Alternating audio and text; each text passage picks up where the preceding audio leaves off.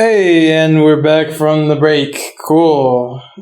You guys didn't really take a break, but I went to go walk around because I'm on freaking 3 hours of sleep right now.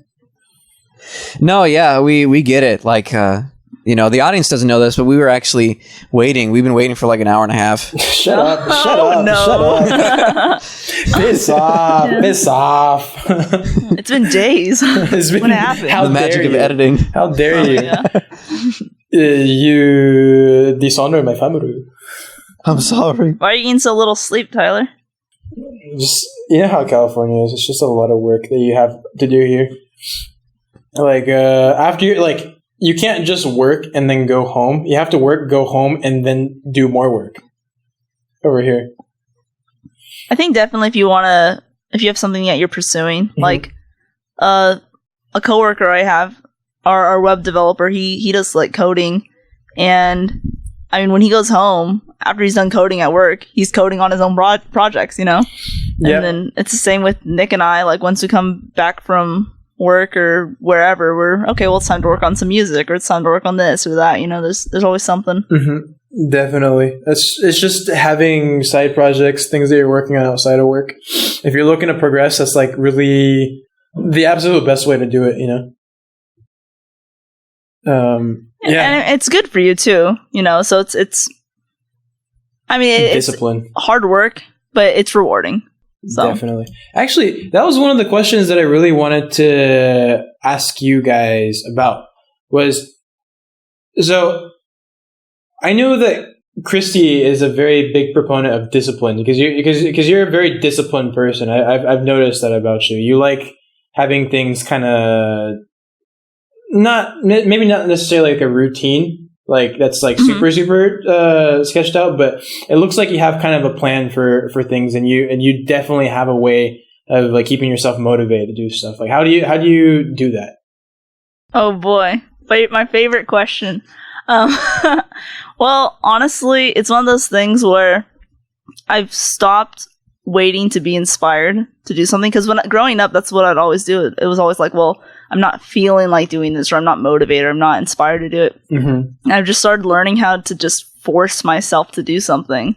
And then once you're in the habit of it, it's easy. But like when you're first starting, oh, it's terrible. Yeah. Like I mean, when I was first learning drums, like when I'd practice and sit down, it's not like I had a bunch of songs that I knew how to play. So I was like, what am I gonna do? So I'd set like a timer for let's say 10 minutes, and I'd say, well, I'm gonna practice new drum beats for 10 minutes and on a loop until, and then like when the timer goes out, I'd still want to play and keep playing anyway. So it's always just the starting. It's always just sitting down and doing the thing that you want to do, but there's that dumb resistance that just keeps you from doing it. Definitely. It's true. Like on my end with, like I had mentioned with this new release that we're releasing is going to be the 4th music release that I've produced myself. Actually, I want to add that you're also a very disciplined person too, because I know you're a hard worker. I've seen you like put in the hours and stuff. So like, yeah, just like I wanted to tell everyone in the audience about that first real quick. Go ahead. Well, thank you so much. I really appreciate, the compliment. No. It's really nice. Honestly, it's really nice to be, told that I work hard. But yeah, like, I actually should reiterate, the release that I'm working on right now is technically the 3rd release that I've officially.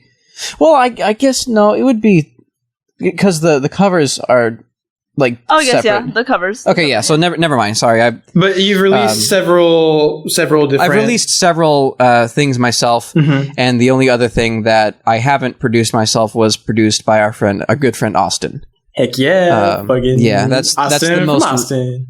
Exactly, Austin from Austin. I can't not give him credit, but yeah, I have to be disciplined, and I have to make myself do these things that I say that I'm going to do. I can't allow myself to be the person that says, "Oh, I really wish that I could make an album. I'd really like to make an album, record it, write it, and not in that order, and put it out, for the world to see. I have friends like that. I've known people that for years will say, I really want to do this thing. And it's like, no, you don't. No, you don't. You just want like the idea of doing it. Exactly. And it's like you can just do it. Like the first in the words of the great Shia LaBeouf. Exactly. Just do it.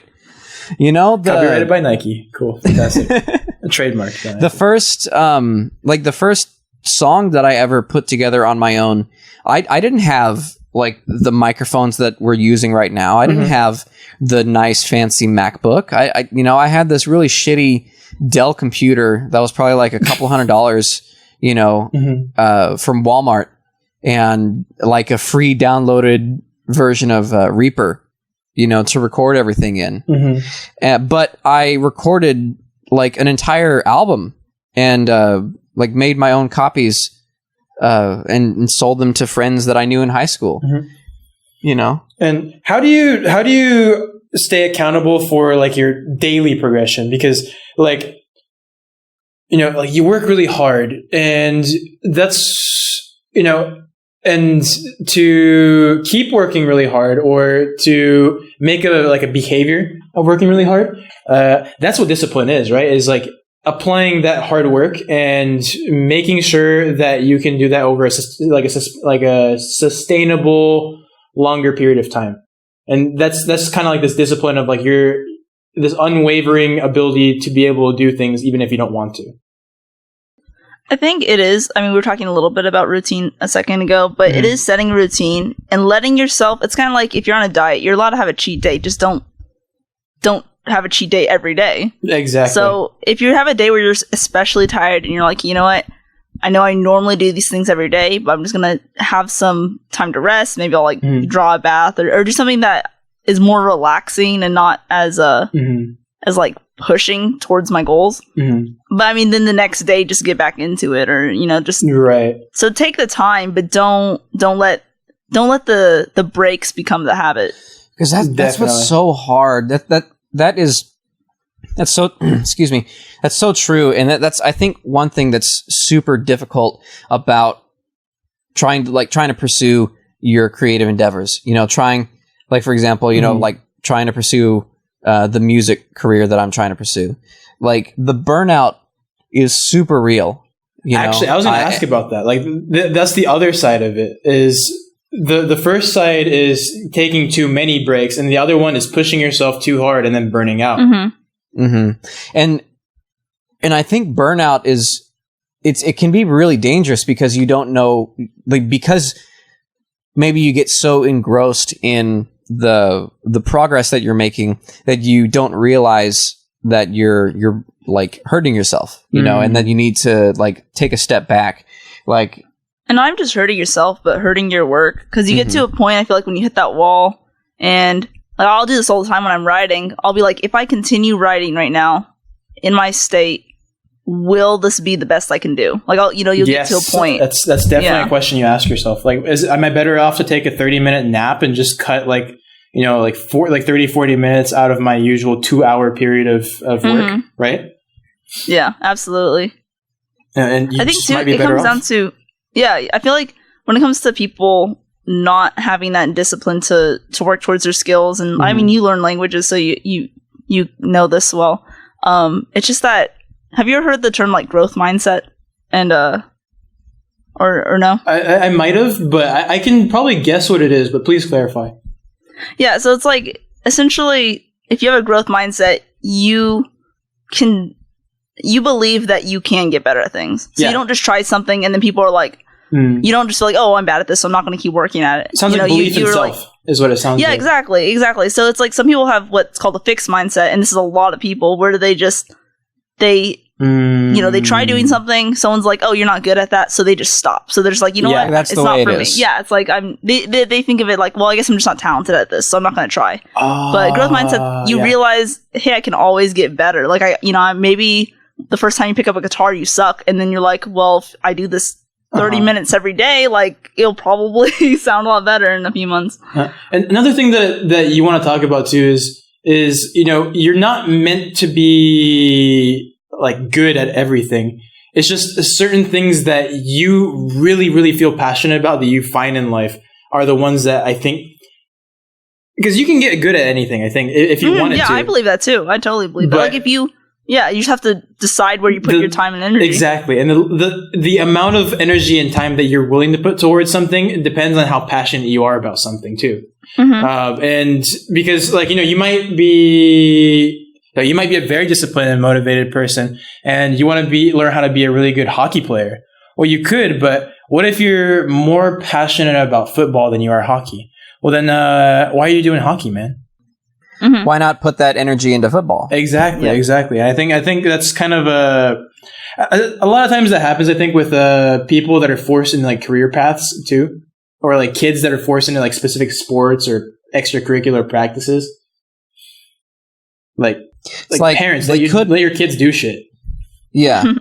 And make them like do a bunch of shit. I think Chris and I talk about this a lot. Like, if we happen to have a future kid, like we want to allow them to try new things. Give them as many options as they can have, so that way they can come to the conclusion of I'd like to do this, this, and this. And they came to that conclusion themselves. And early on, too. So that they can really work on the things that, they're passionate about. It's like, remember that time then, like, that you were helping me out with music stuff? Yeah. So I was helping you pick out a guitar? Yeah, exactly. Like, I was really into it. I was really fixed on doing this one thing. And I got an acoustic guitar. I was learning how to play. And, I put in some work, but I didn't put in nearly as much work as I put into other things that I had done previously. And the conclusion that I came to was that, I could very much put more work into this and get to a point where I can play the guitar well. But I would have to give up other things that I'm already doing, like I was learning French at the time, or I might have been learning how to, do other things that I wanted to at the same time, right? And I probably would have had to sacrifice the time that I was putting towards those things in order to put it towards music, and I wasn't willing to do that. The lesson is like, you can do anything, you just can't do everything. That's absolutely right. I mean, you have a very finite amount of time, right? And energy. I mean, and over a lifetime, you can get just decent at like a handful of stuff, but even then, it's just not going to be, you're not going to be a master at every single thing. You could try. You could very well try, but it's this is actually one thing that I saw recently. You guys know a guy named Gary Vaynerchuk? He's kind of like one of those like sketchpreneurs, like where he, the Here in My Garage. What my favorite thing is? Knowledge. Like that guy. But that's what's his name? Ty? Yeah, Ty Lopez. Ty Lopez. But Gary Vaynerchuk is very much like along the a similar vein. And he's kind of an arrogant bastard, but he did have this one thing that he said, or he's not dumb. He's definitely not. And he has some legitimate things to say. And what Gary Vaynerchuk said is triple down on your strengths is one thing that I heard from him. And I've been thinking about it very much recently because, you might be good at a lot of things and you might have a natural tendency to be able, like, what's it called? Proclivity or an aptitude, right? Towards something. Towards like 10 things, but there's maybe 2 things that you're really, really, really good at. And you just have you're like an absolute genius. You're a natural at it. And, those might be the things, and those very well, in a lot of cases, are the things that you should pursue and dump the most time into, because it's just being a specialist, especially in this economy, with a specific skill is invaluable. I think too, like different skills and interests just serve different things. Like I think it's good to find something for your health and your fitness. So for some people that's boxing, for some people that's yoga. Like just get into something like that so you have that covered. And then if you're a creative person, you have to find a creative outlet too. Like you just find that kind of sure like all bases are covered. I found mine with the Broklahomies podcast, right? So yeah, exactly, and that's a good outlet for that kind of thing. Mm-hmm. And I think it serves you well. Like, you're a very good communicator, and thanks. You communicate a lot, to be on the nose. But like a podcast of this nature, where you get a whole bunch of different guests from all kinds of places talking about their experiences of the world, like, it just breeds conversations. And I think you're very, that's something that is a very big strength to you. It suits you. Yeah. Oh, thanks, guys. Yeah, and it's really like I'm drawing on the strengths of other people as well, because what it is like, I won't say that I'm not interesting, but I have a lot of really, really interesting friends. And I can't possibly do, like 50 or 200 series on just me talking about stuff. I don't think it would be as interesting, or nearly as interesting as it could be if I were to get people like you guys to come out and like talk about your experiences too, Well, it's really... It's really great to have friends, is what it comes down to, and it's really great. That's the whole message. That's the whole message of this podcast. It's really great to have friends. That's absolutely the whole message of this podcast. I mean, it's called the fucking Broklahomies podcast. The Broklahomies. Broccoli. But yeah, it's just like that's what it's for. And so creative outlets. That's what we were talking about. And, like, Nick's creative outlet is his life pursuit. Yeah, pretty much. Christie's, your career path is copywriting right now. So it's kind of like this mixture between like marketing and writing. Yeah.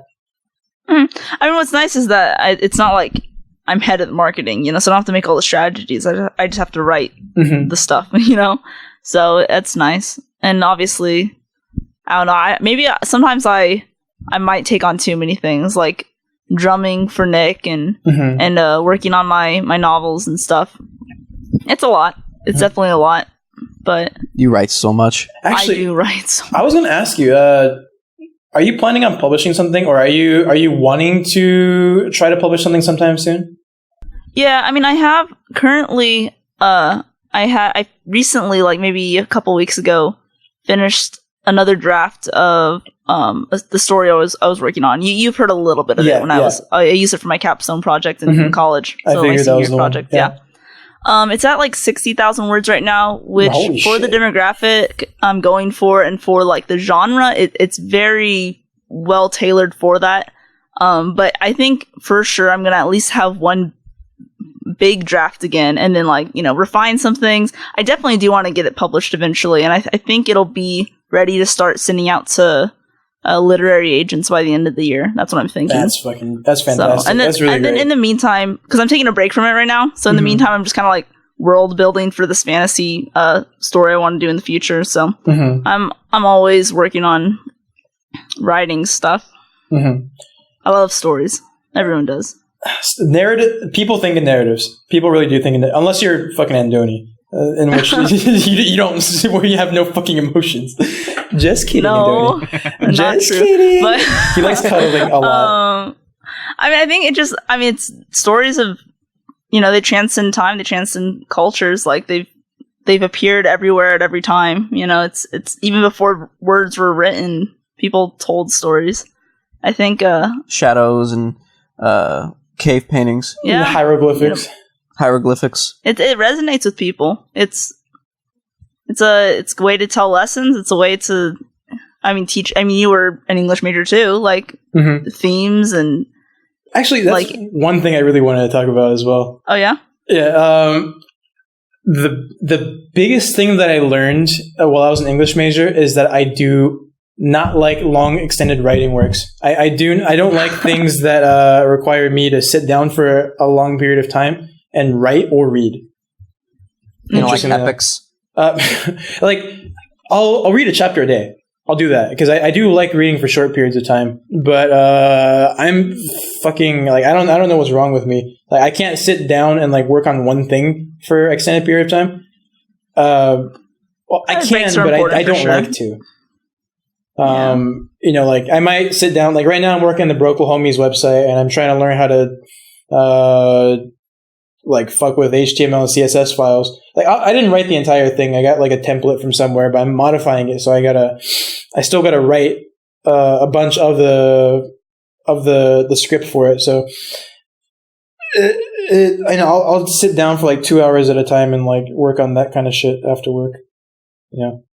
But what it comes down to is that, like, as an English major, I learned that reading and writing were not my strongest forms of communication or getting information. Yeah.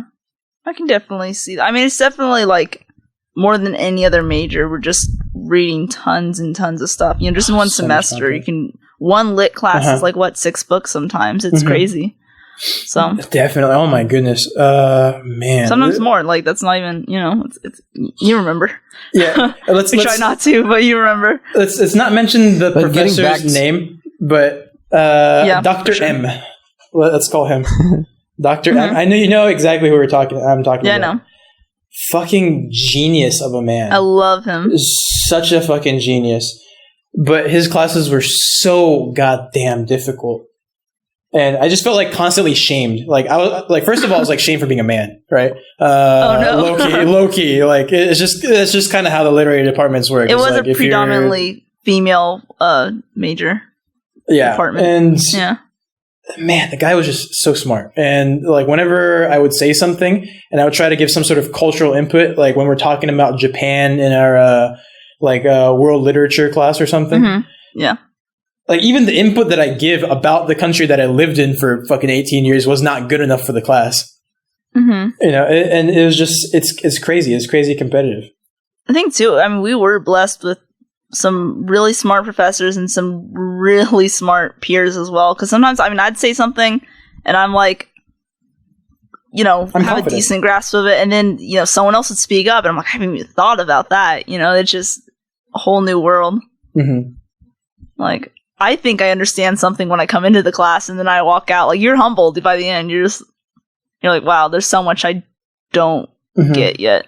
Which, I mean, that's just more inspiration to keep learning. 100%. It's like potential and capacity and like space is just, I don't know, it's the reason why people move to new places, you know? Mm-hmm. It's the same reason why people move to new places is because they want to see new things that they would not have seen otherwise. But it just goes back to like what I was saying, earlier. Is that I think it's important to expand your mind, you know, in the ways that we're talking about, you know, meeting new people, experiencing, you know, creating new stories, you know. Because I don't know. I think it makes us all better towards each other because it allows us to understand the other guy a lot better than we would, if that makes sense. Yeah, you know, absolutely, definitely. Communication is key, right? That's a term that people use. Let's look at and see if there's other questions. So, here's a really good one. So we talked about discipline, and we use discipline, and we kind of hinted at the whole, like we talked quite a bit about the self-betterment thing, but what are your keys for self-betterment? Like what, like if you had axioms on which to rest your methodology for self-betterment, what would they be? I'd say, I mean, before working on self-betterment, you have to make sure you're in a good place. Mm-hmm. And I think one of the biggest things is people try to better themselves or to grow before they're even at where I don't want to say normal, but where you'd consider like healthy would be, you know? Mm-hmm. So for me, I have like 5 main things that I always pay attention to. Mm-hmm. Is if I'm like feeling off at all, I always like ask myself, you know, have I been like sleeping enough? That's one. Another self-care. One is self-care. Yes. Yeah. Sleeping, eating, exercise, spending time with people I love, and then doing things I love. So those are like the 5 things I look at. And if you do all 5 of those things, you're already going to be miles ahead of like most people because some people don't take care of themselves. And then from there you can work. Yeah, I mean, and it's so hard to though. It is. It's really hard to. I think especially living in America because of the culture, the general culture of the nation that we live in is you gotta work and do things outside of yourself because that's what matters, versus taking care of yourself so you can be better at the things that you're told to work at. Yeah. Definitely. I mean, I think too, people focus a lot on where they have to go and not how far they've come. And that's, I think, what makes it so hard is I mean, you could always they don't see the progress. Exactly. They don't look back and be like, well, isn't it cool that I did all that stuff? So they focus on what they haven't done yet, and then they get discouraged and they stop trying. Like this, for example, like this summer, I want to get to 180 pounds and I'm not reaching my goal. But dude, you dropped 20 pounds already. Like you should be happy about like the work that you did and then strive for more. Like that's what makes the most sense. Yeah, that's actually really true. Like, I mean, just even a few moments ago, whenever I had mentioned that I've released, three things in the past I've produced myself, and I'm working on my fourth thing. Like that's, I don't think about that a lot. I don't think of it in that way. I'm thinking of, I want to produce this thing so I can work on producing the record, like the big one in the future. Not, oh wow, I've actually produced several self-releases. Like that's a lot more than, like I said, the people that I knew have done. Right. And it's something that you should be happy about. And it's something that it's like the things that you've done in the past should be an indicator of what you're capable of doing in the future. Yes. Yep. Absolutely. So what's your second? That's what we're on the second one, right? Your second axiom. Axiom? Or like the second rule or step that you follow, like self-care. Well, self-care was, I mean, those 5 things in self-care is the rest, exercise, nutrition, and things I love, people I love. Gotcha. Doing all those things, taking care, tending to all those things. I think that, I mean, honestly, but when it comes to developing your character and trying to grow, I mean, I think self-awareness just is so rare. And I'm not saying that I'm perfect at it either, but I think being willing to listen to your friends and family and loved ones when if you're falling into bad habits. Yeah, exactly. And just actually look at yourself and be like, oh, this actually might be a problem and I might need to be working, and I might need to start working on this. It's like Louis C.K. in his his bit where he's like, if you're being an asshole and no one calls you out on it, then that's a bad friend, you know. But if someone does call you an asshole and you say, no, I'm not being an asshole, then it's like you can't say that. You can't. If someone just outright tells you hey, you need to adjust, you probably need to take a look at yourself. It's hard too, because I think most people fall, especially our age, most people fall into pits of depression or anxiety, or it's just not as rare as it should be. That's a whole new fucking dimension that opened up recently. Is because before is this existential crisis that people have because of we were talking about religion earlier, and with religion, a lot of times you have this hope for afterlife and stuff. But because a lot of people are kind of falling away from religion, and I'm not advocating one way or the other, but a lot of people kind of fall into this is God real, or what's going to happen when I die? And I think people focus on that way too much sometimes. I mean, and potentially with reason, right? And they fall into these depression pits where you're I can't do fucking anything about my life because it's going to end. And it's this really pessimistic way of looking at it. And it kind of turns into the shit spiral. I think that's a big contributor to why people are feeling so negative nowadays, especially in the US and other first world countries where you have time to think. Well, it's interesting too, because people, I mean, Christianity and a lot of religion in general gets a lot of flack these days. But I mean, one thing that you can say is it does give people meaning. And that's something that is quite lacking in our generation is a sense of meaning. Sense of purpose, meaning. Yeah. I think it comes from I think it might just be a design, like, oddly enough, it might just be a design flaw in humans, in that true absolute freedom is a cage, for a human. Like, what do you mean by that? If when a person has is in a situation where they have no responsibilities, they have no one to answer to, they don't have to worry about things like money, food, like nothing is pulling them in a direction of purpose. Like, I have to do this so I can do this, so I can achieve this. Like, there's Gotcha. There's nothing pulling you because you have no. Because the thing is, like I think a big question is, like, as human beings, like, why do you strive to get better? Like, that's like a good fundamental question to ask. And for a lot of people, it's because they have that purpose or reason, despite what it be. And a lot of times it comes from religion or like your work or what you want to achieve, right? Mm-hmm. And because religion, like, obviously, like, to put it bluntly, has these rules that, it wants you to follow. Well, actually, no, that's a negative way. It has these guidelines, I'll say. That's a better way to look at it. Mm-hmm. Religion has these guidelines for you as a person, for spirituality, and they're there for a reason, it's to give your life purpose. I mean, otherwise they wouldn't have become religions, because, I mean, they have to be working for someone for it to...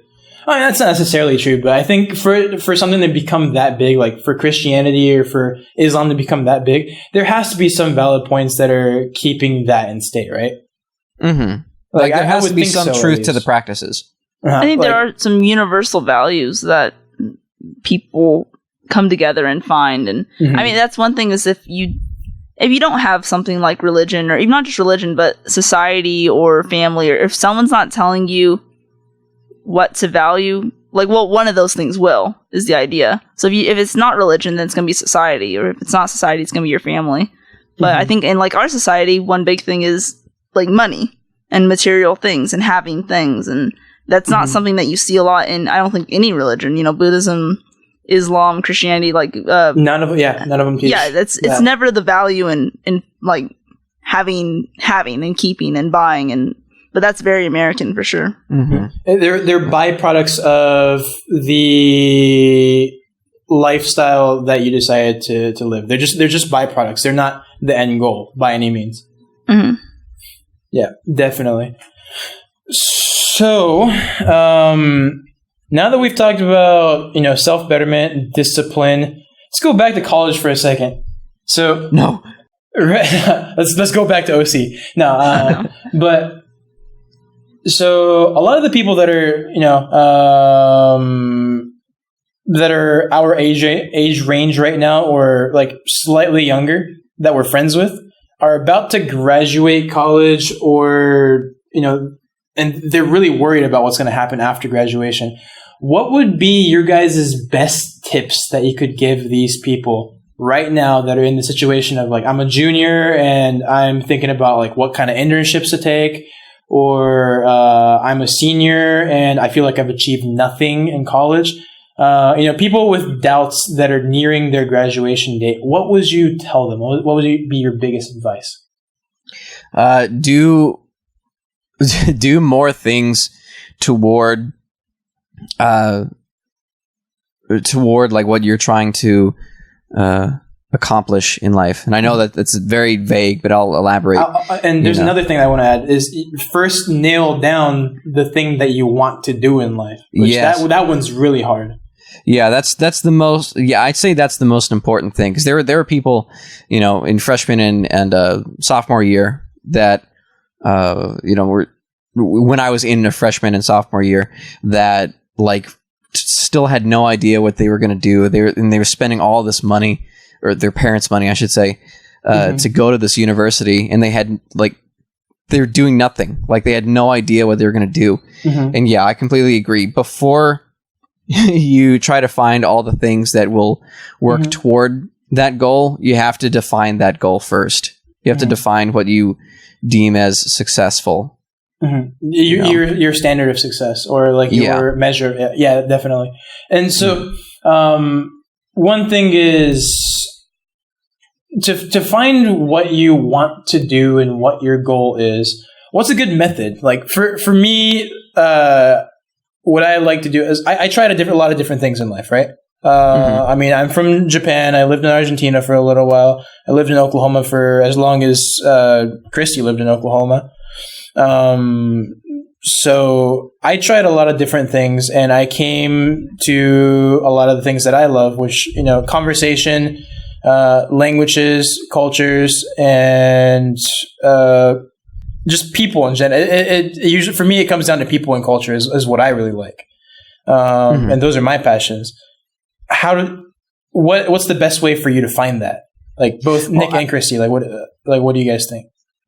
Well, I think you found your answer in your own in what you just said, in that you were open to trying a bunch of things, and it goes back to what I said earlier about, I think it's important that you try to have a bunch of things. I think Chris wants to say something as well. Oh, no, I'm not ready. Go. Oh, sorry. You're looking at me. I'm listening to you. Oh, okay. But yeah, Aww. I think you, I just want to be considerate. But yeah, Tyler, I think you answered your own question there that. I was saying that was my answer. Like, would you add anything to it? I mean, or say something else, like something. I mean, I guess what I would add is someone told me once when I was in high school, and I wish I'd just. I mean, it's so weird. Sometimes people give you advice and it clicks way later when it's too late, right? Definitely. 100% I agree with that. Yeah. So someone told me once, hey, like, the thing that you're going to do or the thing that you're going to want to pursue is the thing that you're already doing without anyone paying you. Yes. So it's just... Beautiful. Beautiful. So, yeah, when I first went into college, my first degree was psychology. And as much as, like, I'm interested in psychology and I am interested in people and the way they think and all that stuff, I mean, I was always... writing, and I was always working on stuff like that, and like there were interests that I had that I was pursuing outside of school already, that it made sense for me to put in the center of my college career and then career afterwards, that I just didn't think of initially, which I should have, because it's silly not to, because you're like, well, of course that's what I ended up doing, because that's what I've always been doing. So definitely. So things like kind of like one piece of advice that I've heard is, you guys are familiar with Jordan Peterson, yeah? Oh, of course. Most I love Jordan Peterson. Yeah. Definitely, yeah. One thing that he mentioned in like one of his lectures was look at yourself from like objectively, like just observe your own behavior for a little while and see what you do.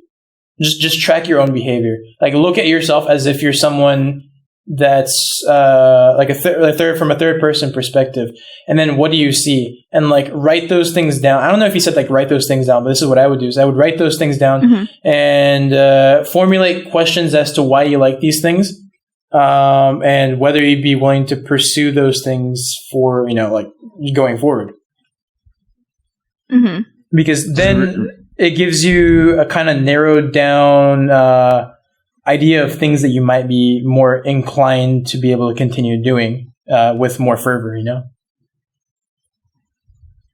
Yeah, I can see that. I like his perspectives on life. It's really just, looking at yourself from the bird's eye, like looking down into the box of like ants, in the anthill thing. Yeah, I know what you mean. I'm gonna stop. I know what you mean. I really do know what you mean. I'm curious now. I know what you mean. Like you're looking down at the anthill. Yeah, looking down at the anthill and like maybe focusing on one little ant and following it as much as you can. Yeah, it's like you're playing. What was that one game where like you put in the chips and you try to get? It's like bingo, but it's like 3-dimensional. You put in like chips and then you try to get like lines. 3-dimensional. Oh, you talking about Connect 4? Yeah, Connect 4. It's like watching like have you seen those like ant hills like synthetic anthills where you have like an ant colony. Yeah. And it's like from the side. I think that's what Nick is talking about. That's what you mean. That's what you mean by connect. Got it. Yes. I was like, wait a minute. Hold up. I got you, Nick. I got you. And I don't think it was weird. I got you. I got what you're trying to say. If you have to say you didn't think it was weird, you thought it was a little weird. That's what that means. No, but I get what you mean. Like you're looking at yourself as you're looking at like the overall scheme of things, and you're seeing like where like what's this ant doing and what's this ant doing, and then you just kind of start connecting like ants being like your behaviors or like other people around you. You're looking at it from like a bigger perspective and see where you fit in. I mean, talking about self-growth like we were earlier and the self-improvement, I think that's the same kind of method you'd use is you look at yourself from an outside perspective and be like, why am I doing these things? Yes. Are my intentions good? Mm-hmm. Like, what does this do for me? There's ask a lot of questions. Be reflective. That's actually one of the things that you, Christy, like actually influenced me on. Aww. Is that like, I don't know if you guys remember this, but we had a really, really, really long conversation at U House on the first floor in front of the elevator. I remember this. I remember this very vividly. I remember everything. And this conversation, because this is when I had like, it was almost after I had like just like come from Japan, right? Mm-hmm. And you know, in Japan, like we have a very different mentality overall. And I had the mentality that you should never question your elders. Mm-hmm. You should never question your elders. That was my mentality. Now, me right now would agree with you guys before, and I could tell you why, right? But back then I was, you know, the reason why I thought you should believe in your elders was like, well, why do you think that, Tyler? And it's like, well, because this, that, and the other thing. And I started talking about it, but it didn't really make sense, even to me in the moment. It didn't really make sense as to what I was saying. And so it's one of those things that always kind of irked me. So it forced me to have to ask myself questions. And through those questions, I changed my mindset and my way of thinking. And that's the power of conversation right there. Right? Yeah, absolutely. That's absolutely the power of the conversation. Like people ask you questions and then you ask those questions on your own time and to yourself on your own time. And, you know, sometimes like you can get to a point where like you're able to like phrase like really good questions for yourself. It takes discipline, that one too. Because, you know, not everyone's capable of asking really good questions to themselves, consistently. It's definitely a mindset that you have to work yourself into. But it's scary. It's really scary. It's like for example, like have you guys ever had a dream that's like a physical dream? Like you're sleeping. I don't think dreams are physical, Tyler. Shut up. I think they're pretty abstract. Shut up, Nick. But it's like like a dream, like while you're sleeping and you have an illusion of something in your head, right? Where you see something that makes you very uncomfortable and you put it off. And you don't think about it. Have you guys done that before? Like something. So you're saying something in a dream that makes you uncomfortable, so you avoid it. Yes. Is that what you're saying? Avoid thinking about it. Yep. Yeah, I think that's relatable. I think people do that when they're not dreaming too. Absolutely, they do that when they're not dreaming. But it's just like because dreams. Like the reason why I'm saying this is because dreams are one of the most honest ways to find out more about yourself, because you're not trying to modify your way of thinking. Like your brain is working by itself automatically, and you're not in control of even like a bit of it. I think because then you wonder if that's truly you, or if that's who you are. Mm-hmm. You know, more than the stories that we tell ourselves about who we are. If that's more honest, because I mean we do have a perception of ourselves that it isn't completely accurate, and I mean it's why people get so offended when someone insults their character, because there's a part of us that's afraid. Like, did I completely miss that? Is that true about me? Mm-hmm. So I think it's the same in dreams. I think you're wondering, is this who I am? It's why does this characterize me as a person? Yeah. Is this like? I mean, of course it doesn't, because people are complicated and it's not black and white. It might be a characteristic of your overall character, but yeah. I mean, there are. It's an element. It's a piece, but it's a small piece. It doesn't have to define you. Like, here's a positive one that I can think of, just to make it more concrete, right? I think one dream that I really remember, like not a specific dream, but like when I had this dream, like I don't remember the exact details of it, was whenever I had my first dream in Spanish. I've never dreamt in Spanish. That sounds cool. Go on. It is really cool. Spanish dream. Lots of tacos. But it's I dreamed in Spanish for the first time, and I didn't think anything of it at that time. I just kind of was like, okay, well, that's kind of weird. And then and I had like during that dream, I dreamed in English, Spanish, and Japanese. I mixed all three in the dream. And then I woke up and I was like, oh, that's new. I'd never dreamt in Spanish before. And then I kept going to classes, and then like I would have these dreams once in a while where like there's like a little bit of Spanish in there. And then I started having like entire dreams in Spanish, like without any English. And that made you uncomfortable? No, this is a positive example where I started thinking, man, I'm actually physically, like I'm mentally capable of thinking in Spanish. This means that I have achieved a point where I can articulate my thoughts and have proper discussion, perform a job function in a language that I had previously not been able to do that in. That was the realization that I had in that moment. And that's pretty cool. It's a good feeling. It's a very good feeling. And you can have the inverse of that, which is where you might see something that makes you very uncomfortable, and you don't think about it, and then you keep having these dreams, and they kind of torment you. I think a lot of times that's why people have nightmares. Not always, but a lot of times they might have nightmares because there's a specific detail that they're putting off, and they're not facing the issue head on. And so it just bottles up in the subconscious. Yep, and just manifests keeps reoccurring. into the dreams. Reoccurring in the dreams, exactly. And eventually, there's like a snapping point where you're forced to interact with that. The reason why you're having that dream, the thing that's irking you, you're forced to interact with the beast. And I think it's really scary to have to interact with this. This is actually another Peterson. Like now we're going into Peterson again, where he talks about like you have to go face things head on, right?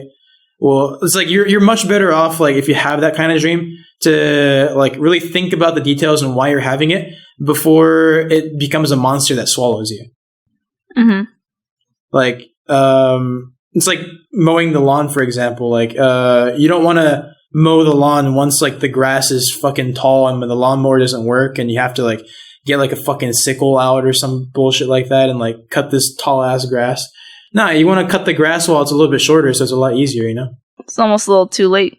I mean, it's just, again, it's exactly what we were talking about with taking care of yourself, and that's why it's so important is to always ask yourself the questions if you're in a good place and what you can do to be in a better place. And I think people just get tired. They just stop asking themselves how they can be better because it's exhausting to make sure you're, acting in the best manner you can and making yourself the best person you can be. And there's no incentive to do so because everybody else is not doing it.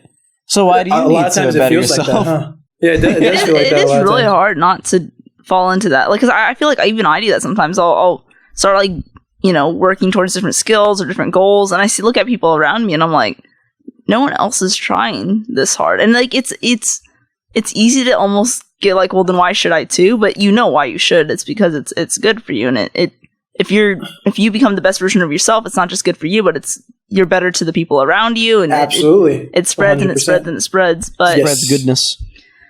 It is hard sometimes when you. Is this a peanut butter commercial or something? Yeah. No. But yeah, it's like, especially because like, you're talking about the positive example, but like a negative, like let's say like you're at work and you have your salad in front of you and you're like, fuck, I don't want to eat this. and there's fucking Karen next door just eating shit. Like she's just like eating like absolute like just like the like peanut butter jelly sandwiches, French fries. She brought a whole cake. Yeah, she brought a whole cake for herself. Of mint chocolate ice cream with pure butter. You know, like something like you know, it's just like she's eating like shit, and then you're like, why am I doing this? Like why? Like you know, like she hasn't given a shit about what she looks like in like in and how years. she feels. Give me some of that butter, Karen. Yeah, exactly. Give me some of that pure butter. And you know, and the inverse of that, like what you're talking about with like the goodness spreading, is definitely true. Where like you look next to you and you see someone putting in, you know, like 12, 13 hours a day. Like they'll go home, they'll come into work and they're dead ass tired, but they still have a smile on their face. You're like, man, what is they this seem person fine. like? Yeah, and they're just so happy to be alive and to be like doing what they're doing, and that's like the most powerful testament that anyone can give is the way that someone lives. You know. Like the way that you carry yourself in front of other people is the most powerful narrative and fuel for your own transformation, in my opinion. Better than arguing about it, you know, because that won't prove anything. Just complaining doesn't do shit. Yeah, you don't need I think that's one thing that is hard to realize, and I do realize now, but maybe I didn't in high school or college. It's just not learning not to justify yourself all the time, because I think it's easy for you to get defensive if people don't approve of your lifestyle or don't approve of like your choices or whatever. But if you can, you know, lay in your bed and you're happy with the way you did things, and you know that from your moral standpoint you did the right thing. I mean, what are you upset about? You're afraid of that someone doesn't like something you did, like that no one's gonna like everything you do. But I think a lot of people, young people like our age, always, you know, it's hard not to feel personally attacked if someone doesn't like the way you did something or the way you lived. And with reason too. Like it's not like people calling you out is fun. By no means, yeah. Yeah, no, absolutely, no, of course not. And it's not even just calling out. It's just sometimes you just know. Like sometimes it's very obvious that someone does not think the same way you do about certain topics, and you just have to be like, you know what, that's you. This is me. We're different. That's okay. And not everyone even comes to the realization that it's okay to think differently, because that's not something that everyone gets to. Well, a lot of people think that there's a right way to think sometimes too. Yes. And think about any political polarized issue. There are people on both sides who think the people on the other sides are complete idiots. When it's like, it's not that case. It doesn't have to be that case. It's just that these people came to their own conclusions. They used reason like you, and then they ended up somewhere else. That's exactly right. And I mean, like, it's really easy to belittle somebody and dismiss their beliefs when you don't know much about it. Because if you knew more about why people believe in something, you wouldn't dismiss it so easily, and you would show a lot more fucking respect for why someone believes in something. This kind of all this stuff reminds me of a lot of what I've been saying a lot more lately in my life. In that, it reminds me a lot of how the brain actually works. In that the brain is always going to find the path to least resistance, like the path of least resistance. Yes, and it's like, I think that applies to everything that we're talking about, you know, like everything that we've talked about with resistance to, you know, doing your creative endeavors, to like trying to have an open mind about, you know, everyone from every walk of life everywhere.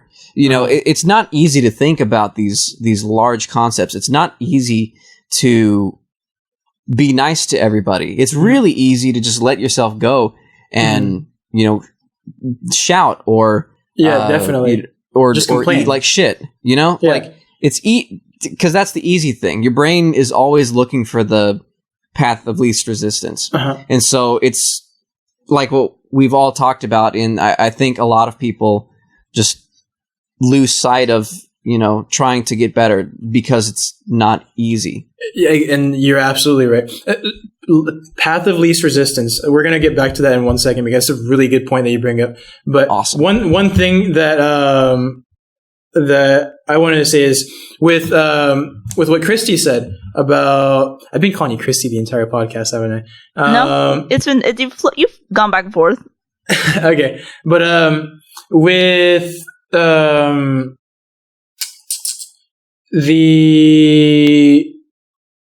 detail we were talking about with someone pointing out something about you, the reason why you might get uncomfortable with people doing that is because you have a notion that there might be something that you have to change.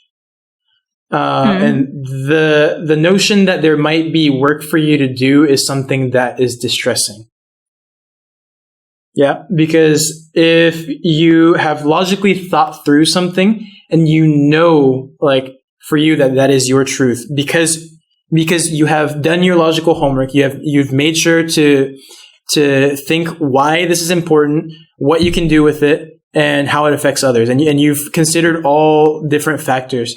And when someone insults you or like tries to dismiss one of those kinds of points that you've really thought through and that you're really passionate about, a lot of times you won't find yourself offended as much because you know that there's nothing there.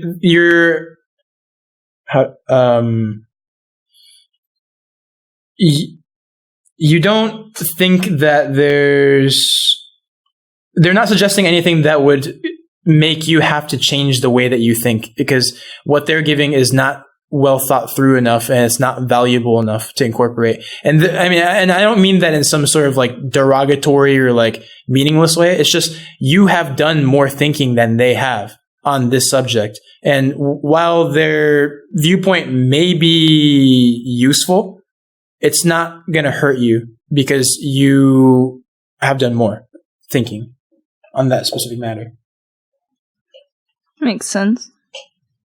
But path of least resistance, that was the thing we were talking about with Nick. But yes, jumping into the resistance and not going to the path of least resistance is literally the definition of discipline. It is the complete essence of discipline. It's doing what you don't want to do whenever you don't want to do it. Mm-hmm. Yeah, exactly. Because even things that you're passionate about, you won't want to do all the time. You just won't want to. It's because it's your body just is tired, and it's always starting. Starting is always the whole hard thing. Sitting down and playing that song, or taking a moment to on Facebook for an hour and 15 minutes. It's so much easier to not try. Even like I say, even things you love doing. Even people can invite you out, and you're like, I like this person, and I like the place they're inviting me out to, but there's this dumb little part of you that you're like, but I'm so tired, I don't want to do this, I don't want to do that. Yeah. It's dangerous, because if you listen to that, then you don't ever do anything. And it's a devil on the shoulder, always trying to get your ass. Yeah. Yeah, definitely. It's really easy. It's really easy to fall into that. And a lot of people do. Huh? A lot of people do. You're absolutely right. And it's actually interesting that you bring it up like that, because sometimes that voice that calls upon you like that can be a physical voice. Like for you guys, like you guys are like,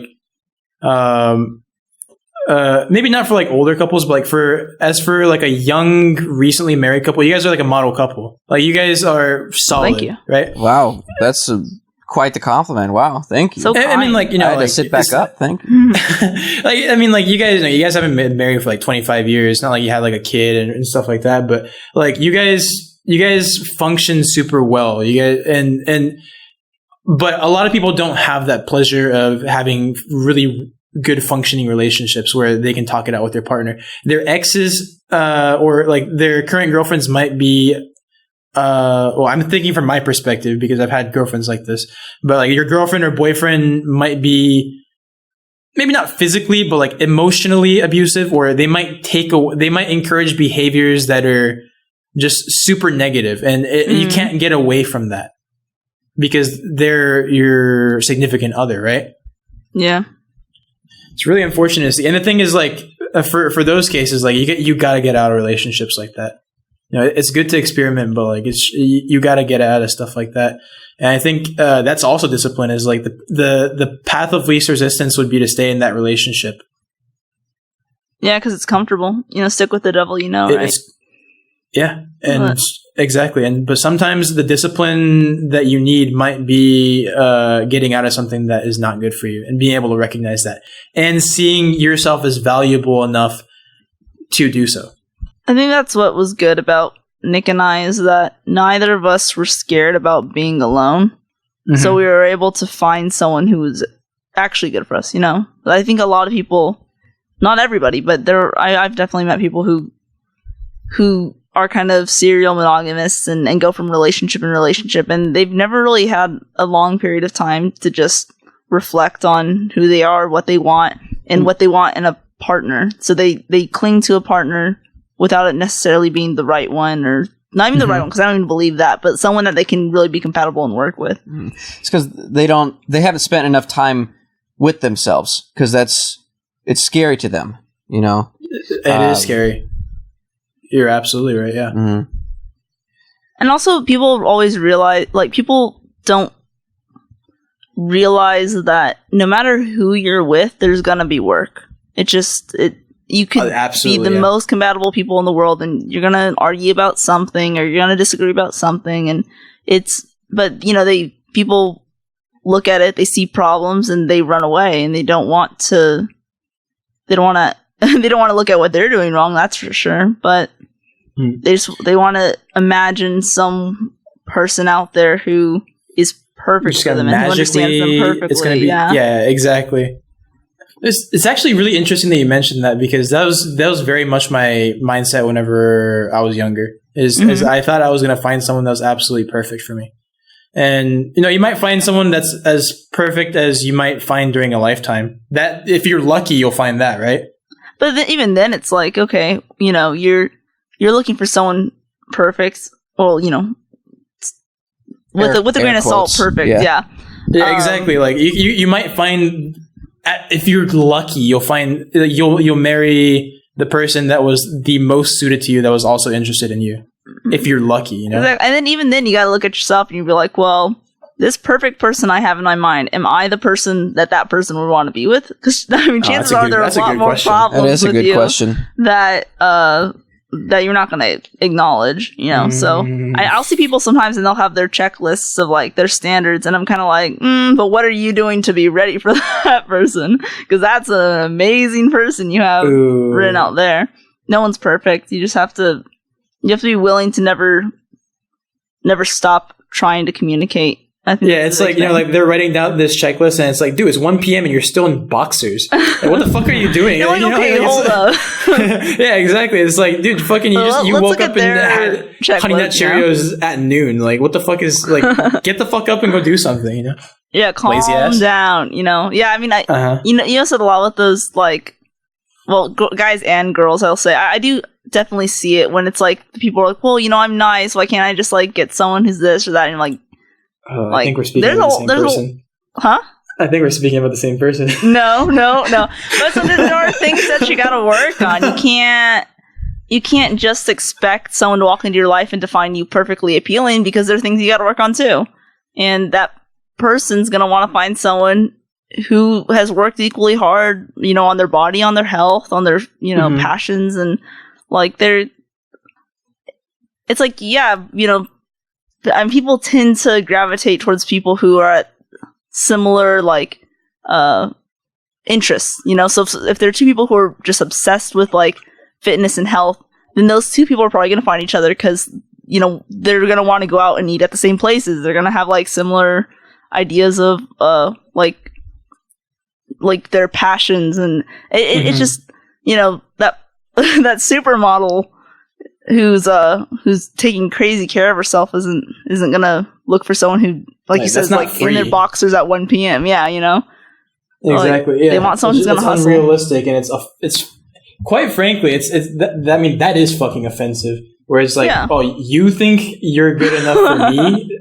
Like, fucking I'm doing all this shit, And then it's like you hear about these like fucking douchebag guys that have like really hardworking girlfriends and like vice versa, you know, where it's like they go out and they like work a fucking like 10-hour shift and like bring in all the bread. And then the other one, it's not like they have kids, like the other partner isn't taking care of kids at home, and they're just fucking like watching Netflix or fucking cheating on their partner at home. It's like, fuck you, go get a job, dude. Yeah, you gotta do something. Yeah, it's the case a lot of times where, and that's like if you're in the relationship, you know, like yeah, and but people want to find the perfect boyfriend or girlfriend, but they don't want to be the perfect boyfriend or girlfriend. They don't even want to find the perfect girlfriend. They want them to find them. That's a good point. That's a really good point. They're hoping that's like, a really good point. The supermodel who's like into all the same games they are and like listens to the same music as them and does all these things. Good luck trying to find a fucking like 6'1" Swedish girl that plays Minecraft. Well, actually, Swedish specifically might be. Swedish specifically might be like but she's like, ready to be wiped up, right? Immediately. Yeah, exactly. It's like, yeah, good luck trying to find a Japanese girl that also likes the Dallas Cowboys. It's just like it's so polarizing too, because it's like, oh, I want a girl who I'm just saying it from the guy perspective. Oh, I want a girl who's like got a really good body, and so, but also like she has to be able to, eat pizza with me and eat burgers all the time and all these things. And you're like, okay, but she's probably she looks like that. She's taking care of herself. Not eating pizza and burgers. I had an ex like that. I totally had an ex like that, where it's like, I want you to eat food with me, but if you get fat, you're a fat fuck. Oh no! Oh man! And it's like, what the fuck do you want me to do? I'm gonna stop eating rice. That was my thing. I was like, how? Like, I had to cut out rice. A fucking Japanese man had to cut out rice. I know. Oh, I did so. It like that's next by my own accord recently. Like I've cut out most carbs. Like I'll take cheat meals. And it was your choice, though. It wasn't someone. But it was my choice, exactly. With a threatening over you, saying "or else." Exactly. Yeah. It was not. But that's just the things people want.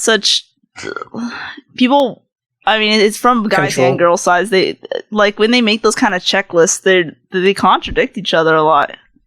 So they do. It's like, how many of these traits do you have? Yeah, that's what you gotta ask. You're like, hold up. It's like, would I be willing to work this hard? It's like, just work on yourself, work on being your best self, and then the right person will come along. And I think you guys should be both chasing your passions and your goals, so fervently that you almost miss each other, really. You shouldn't be looking. Yeah, I mean, you do want to elevate yourself to a point where... Because the thing is, like, even if, like, let's say you're at the very, very bottom of the social hierarchy, right? And then, you're looking for a girl that's, like, maybe, like, 2 leagues ahead of you or something. And then you're obviously not getting that girl. So you work really... Yeah, just to be clear, you're not gonna get that girl or that man, that guy. You're not gonna get him. And so, what you do is you better yourself, right? Like you put in a lot of time, you put in a lot of hours. You go to the gym, you eat right. You start flushing the fucking toilet like people don't do in the U.S. Like you develop proper habits, and then by that time, the girl that was 2 leagues ahead of you is now 3 leagues below you. So get to that point. Yeah, it's like that's what you should strive for. Is like, damn, I never expected to be to come this far, and now I'm asking for, like, I'm getting things. I'm not even asking for things that I would have begged for whenever, like, 7 years ago. I guess also get to the point where you can feel so good about yourself that you're not even comparing anymore. You're not even thinking about that. You just, that you're doing the stuff you're passionate about. You're making strides, making improvements. There's something, and at the end of the day, there's going to be something that you have that, like, makes you unique and makes you you. If you're truly working on yourself, that is. 100%. That's actually, like, it reminds me of this is a really corny thing that a lot of people say, but I actually really love this statement, but feeling good in your own skin. Yeah. I think that's a completely valid statement. Yeah, it's just that's my mentality, is that if I feel good being me, then I'm doing something right. I mean, most people not even just reached their potential, but if they even like pursued their potential, they're just, I mean, no matter who they are, they'd be incredible. It's like, absolutely. Everyone's different. Everyone has something different that they can offer. But some people some people look at what someone else has and wonder why they don't have it. And it's like, well, you got something completely different on, that the world's ready for you to give them, but you have to stop looking at, your neighbor's plate and realize, hey, what do you have? What are you going to bring? Absolutely. And sometimes you see people that are like really sad because they don't have the same aptitudes as somebody else. And you're like, dude, if you worked twice as hard as they did, then you'll get farther than they did. Still, like if you put in twice the amount of effort, like assuming that they're not like already pushing their maximum, then like the other person that you aspire to be like, or that you look at and you're jealous of, as assuming that like you have the ability to do more than they are, like put in more time and effort, you will eventually maybe not pass them, but like you might pass other people on the way, and you're just going to elevate your own status, even if you don't reach the same capacity as the other person. Like, and that might sound like a negative thing, like where you're like, oh, you tried really, really, really hard, but you still didn't get as good as that person. But it's like, but look at where you are now. It's the whole, exactly. Looking at how far you've come instead of how far you have to go. It's like, same thing. Maybe you didn't reach the top of Everest, but you climbed 80% of the fucking mountain. That's pretty impressive, It's still pretty cool.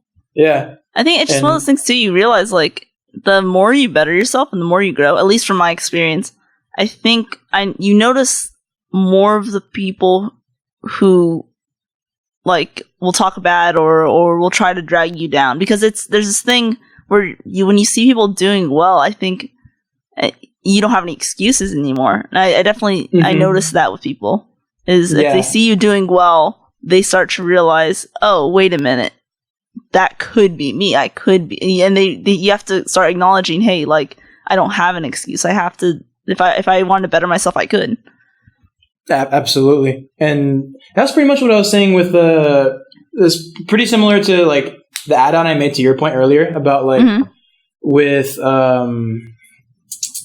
when someone insults your character. Oh yeah. Yeah, because like I was saying that like because you're saying that like you might like someone might insult your character and then you won't feel good about it. Well, and then I was like, the reason why you might not feel good about it is because your character, you might have to change as a result of that. And in the same way, like when you see somebody that's doing things really well, then you have now you have no excuse to give, and you're also forced to have to change if you want to achieve the same greatness that this person has achieved. Exactly. And now you have no excuses, and it's potentially damaging to yourself, or like it's belittling for it's humbling is what it is. Where it's like you realize that you might have to make changes because this person's doing better than you are. And if you want to be at that level, it's going to take hard work, and you don't like to think that. You want to think, well, because everyone's got some reason that they can't do something. Everyone does. It's a reason to have to change. I think that's the easiest way to generalize it. It's a reason to why you would have to change. People don't like that. Yeah, and that's just that's human nature. It's like Nick said, the path of least resistance, right? Yeah, and I mean it'll drive you crazy. Like I definitely have some really, really solid friends, like you and some other people from college who are really disciplined, who stick to their goals and always work on themselves. But I definitely have a handful of people in my life who they fall into the same traps, and they don't truly want to improve. It's so painful to watch, because you're just like, you're like, you could do so much. Like you can feel that wasted potential really hurts to watch, doesn't it? Yeah, I agree with you completely on that. Definitely. Because you're like, you're so smart, you're so good at drawing, or like you take the best photos or this. Yeah. And if you just put in just a little bit of fucking effort, you could be really great. And they just can't see that. They just can't see it, and you have to. You don't want to watch them throw that all away. It's sad. Definitely. Well, let's see. We are nearing the wrap-up phase, but do you guys have anything specific that you guys want to add towards the end? You guys could talk about you guys' page, what kind of projects that you guys are working on right now with Blood Orange Renegades. Well, I'll start off talking, and then Nick can fill in the blanks. But we do have an EP coming out later this year that we've been working on. Especially Nick's been working really, really hard on it. And nipples. No, but yeah, it's gonna be good. You want to talk a little bit about it? So this EP, if you don't mind, I'd actually like to just go ahead and reveal the name of it. This EP is going to be it's going to be a 9-track release. 9 tracks. Mm-hmm. It's the most this is the most effort I've ever put in to a music release ever. Like this is the biggest project that I've ever given myself and taken on. And it's we're calling this EP Passenger. And it's kind of like a concept EP. It's like the central themes with this record is essentially like, you know, being in a place in your life where everything feels like you feel like you're being pulled in all different directions and you have no control. Essentially, you're essentially a passenger in a car, in a train, in a plane.